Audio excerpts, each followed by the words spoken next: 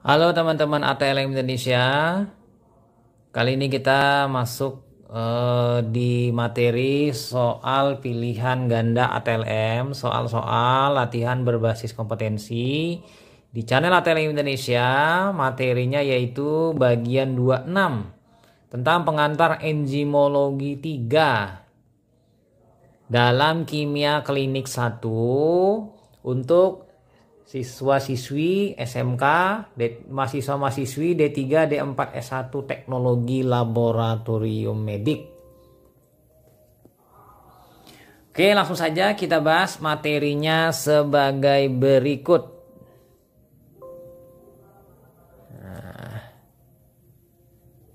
Suatu molekul kompleks atau molekulnya lebih kecil dari molekul enzim yang biasanya merupakan pasangan enzim adalah yang A koenzim, yang B holoenzim, kemudian yang C froenzim, kemudian yang D isoenzim, yang E apoenzim. Jadi jawabannya yang tepat adalah koenzim. Jadi koenzim jawabannya yang tepat untuk opsi ini. Kita pindah lanjut ke soal nomor 2 teman-teman. Molekul kompleks polipeptida koenzim yang tidak dapat mengkatalisasi substrat adalah A koenzim, B holoenzim, C froenzim, yang D isoenzim, sementara yang E apoenzim. Jawabannya yang tepat untuk opsi ini adalah apoenzim. Kita pindah lanjut ke soal nomor selanjutnya, nomor 3. Zat-zat yang dapat direaksikan atau diubah oleh enzim menjadi senyawaan yang lain, zat ini biasanya ditambahkan. Untuk melihat aktivitas enzim adalah titik-titik. A apoenzim, yang B substrat, yang C aktivator, kemudian yang D inhibitor, kemudian yang E kofaktor. Jawabannya yang tepat adalah B substrat.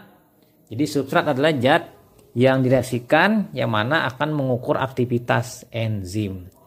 Kita pindah selanjutnya ke nomor 4. Suatu enzim yang khas dibentuk di organ-organ tertentu dalam tubuh disalurkan ke dalam sirkulasi darah yang berfungsi dalam plasma. Kadarnya sangat tinggi dalam plasma dan akan berbeda dengan dalam serum. Akan menurun sehingga perubahan penurunan dalam plasma memiliki nilai klinis yang penting, merupakan titik-titik. Yang A enzim plasma, yang B enzim intraseluler, kemudian yang C enzim ekstraseluler, kemudian yang D enzim non-seluler, yang E enzim jaringan. Jawabannya yang tepat adalah enzim plasma. Jadi enzim yang banyak ditemukan dalam plasma. Apabila menurun kadarnya berarti gangguan. Kita pindah masuk ke soal nomor 5 teman-teman. Berikut ini yang tidak termasuk dalam golongan enzim-enzim intraseluler adalah titik-titik. Yang A AST, B ALT, kemudian C alpha HBDH, yang D LDH, yang E amilase. Jadi jawabannya yang tidak termasuk dalam enzim intraseluler adalah enzim amilase. Jadi amilase yang bukan. Kita pindah masuk ke soal nomor 6. Berikut ini yang termasuk dalam golongan enzim liase adalah titik-titik. Yang A lipase, yang B karbonik anhidrase, yang C amilase, yang D AST, yang E CPK. Jadi jawabannya untuk opsi ini yang benar adalah karbonik anhidrase, termasuk dalam enzim liase. Kita pindah ke soal selanjutnya nomor 7. Perubahan aktivitas enzim dapat dipengaruhi hal berikut ini kecuali titik-titik. Yang A, konsentrasi atau kadar enzim dalam serum. Yang B, letaknya sitoplasma atau mitokondria. Semakin dekat dengan permukaan membran sel, maka makin mudah dan cepat keluar menuju aliran darah. Yang C, perubahan permeabilitas di sel atau dindingnya. Yang D, luasnya kerusakan sel. Yang E, kecepatan enzim yang dikeluarkan oleh sel yang rusak. Jadi yang kecuali di sini adalah yang A, konsentrasi atau kadar enzim dalam serum. Jadi ini tidak, atau opsi yang bukan. Kita pindah lanjut ke soal nomor 8 teman-teman.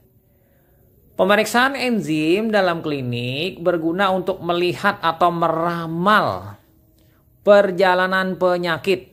Melihat atau meramal perjalanan penyakit suatu penyakit, ya kan, suatu penyakit atau perjalanan penyakit dengan kondisi opsinya membaik atau memburuk adalah titik-titik. Yang A, menunjang diagnosis, yang B, menegakkan diagnosis, yang C, membantu diagnosis banding terhadap suatu kelainan, yang C, mengetahui etiologi penyakit, yang E, mengetahui prognosis. Jadi jawaban yang benar adalah yang E, mengetahui prognosis. Prognosis ini adalah perjalanan penyakit. Jadi kalau dia misalnya seseorang terkena kanker, begitu dijawabnya jawabannya prognosis buruk, berarti memburuk hingga meninggal. Tapi kalau misalnya prognosis baik, berarti dia akan perlahan-lahan menuju sembuh. Oke, kita masuk ke soal nomor 9 teman-teman atau rekan-rekan ATLM Indonesia. Kadar dalam plasma dapat merendah pada penyakit hati dan dapat meninggi pada pankreatitis akut, obstruksi usus yang tinggi, parotitis dan diabetes mellitus. Maka enzim ini adalah titik-titik. A, amilase, B, lipase, yang C, kolin esterase, yang D, alkali fosfatase, yang D, transaminase. Jawabannya yang tepat adalah amilase. Karena ini amilase ini di dalam dalam plasma itu kadarnya dapat merendah pada penyakit hati. Ini adalah amilase atau pankreatik nanti amilase. Kita pindah lanjut ke soal nomor 10 teman-teman. Kadar enzim yang mampu mengkatalisis, hidrolisis, berbagai ester fosfat pada pH alkali dapat meningkat pada rachitis, hiperparatiroid, penyakit Paget, sarkoma osteoblastik, ikterus obstruktif, dan karsinoma metastatik. Enzim ini termasuk isoenzim spesifik yang berasal dari tulang, hati, plasenta, dan usus. Enzim ini adalah titik-titik. Yang A, transaminase, yang B, alkali fosfatase, yang C, asam fosfatase, yang D, laktat dehidrogenase, yang E, kreatin fosfokinase. Jadi jawabannya kalau terkait dengan tulang itu adalah enzim alkali fosfatase. Jadi alkali fosfatase ini terkait dengan masalah tulang-tulangan dan karsinoma metastasis. Nah, itu saja teman-teman, sebanyak 10 soal bagian ketiga mengenai enzimologi atau pengantar enzimologi. Semoga mendapat ilmunya dan bermanfaat. Salam kompetensi. Salam enzimologi, sampai jumpa di video-video selanjutnya. Saya Ahmad Le pamit, bye.